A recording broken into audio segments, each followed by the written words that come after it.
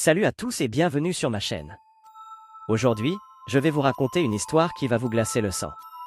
Accrochez-vous bien, car ce récit terrifiant s'intitule « Un secret de famille ». Imaginez-vous assis dans le noir, seul chez vous, prêt à découvrir un mystère effrayant qui se cache dans les profondeurs d'une famille. C'est parti. L'histoire commence avec une jeune femme nommée Sophie. Sophie, une journaliste en herbe, reçoit une lettre étrange un soir d'hiver. L'enveloppe est vieille et poussiéreuse, et l'écriture semble tremblante, comme si elle avait été écrite par une main fébrile. Curieuse, elle ouvre la lettre et découvre qu'elle provient d'un oncle qu'elle n'a jamais rencontré, vivant dans un manoir ancestral situé dans une petite ville reculée.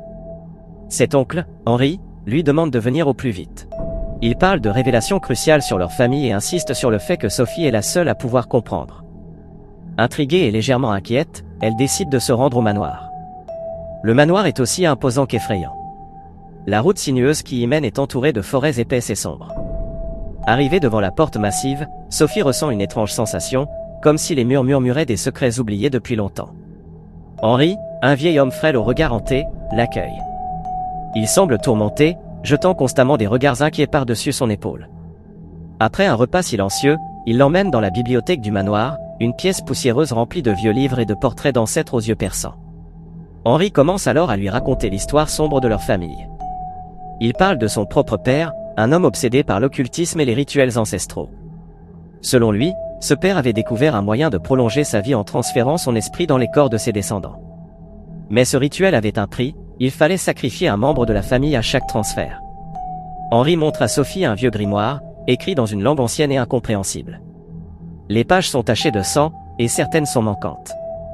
Il explique que ces pages contiennent les instructions du rituel et qu'il pense que leur grand-père, l'homme dans le portrait au-dessus de la cheminée, a utilisé ce rituel pour vivre bien au-delà de son temps. Sophie, sceptique mais effrayée, décide de rester pour en savoir plus. Cette nuit-là, elle est réveillée par des bruits étranges venant du grenier. Elle monte lentement les escaliers, chaque marche grinçant sous ses pieds. Le grenier est glacé et sombre, une lueur pâle émanant d'une vieille lampe à huile. Au centre, une malle en bois fermée par un lourd cadenas attire son attention. À l'intérieur de la malle, elle trouve des journaux intimes, des photographies anciennes et des lettres déchirées. Les écrits parlent tous de disparitions mystérieuses et de rituels nocturnes. Un détail troublant se répète, chaque génération semble perdre un enfant sans explication. Sophie sent son cœur s'accélérer. Était-elle la prochaine cible? Le lendemain, elle confronte Henri avec l'épreuve. Henri, les yeux remplis de larmes, admet qu'il a tenté de fuir ce destin, mais que l'esprit de leur ancêtre continue de hanter le manoir, cherchant à accomplir le rituel une fois de plus. Sophie, horrifiée, décide qu'ils doivent mettre fin à cette malédiction. Cette nuit-là, ils se rendent dans la cave, où Henri pense que le rituel final doit être accompli. La cave est un labyrinthe de tunnels sombres, éclairé par des torchées vacillantes. Au centre, un autel de pierre recouvert de symboles occultes les attend. Henri commence à réciter une incantation pour briser le cycle, mais soudain, les lumières vacillent et s'éteignent. Une présence glaciale envahit la cave. Sophie sent une main invisible serrer son cœur. Des voix chuchotantes se font entendre, promettant douleur et tourment. Dans un ultime effort, elle s'empare du grimoire et commence à lire une incantation inversée, espérant annuler le sort. Les murs tremblent, des cris d'agonie résonnent dans la cave. Puis, tout s'arrête. Un silence mortel envahit l'espace. Les torchers se rallument, devant eux, le portrait de leur ancêtre commence à se déchirer.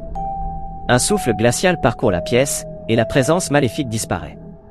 Henri et Sophie remontent à la surface, épuisés mais soulagés.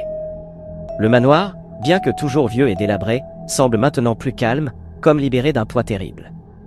Ils ont mis fin à la malédiction, mais les cicatrices resteront à jamais. Sophie repart, promettant de ne jamais oublier les secrets terrifiants de sa famille. Elle sait que certaines histoires sont faites pour être racontées, pour que jamais personne ne revive de tels cauchemars. Voilà, c'était un secret de famille. J'espère que cette histoire vous a donné des frissons. Si vous avez aimé, n'oubliez pas de liker, de vous abonner et de cliquer sur la cloche pour ne pas manquer les prochaines vidéos. À très bientôt pour une nouvelle histoire effrayante.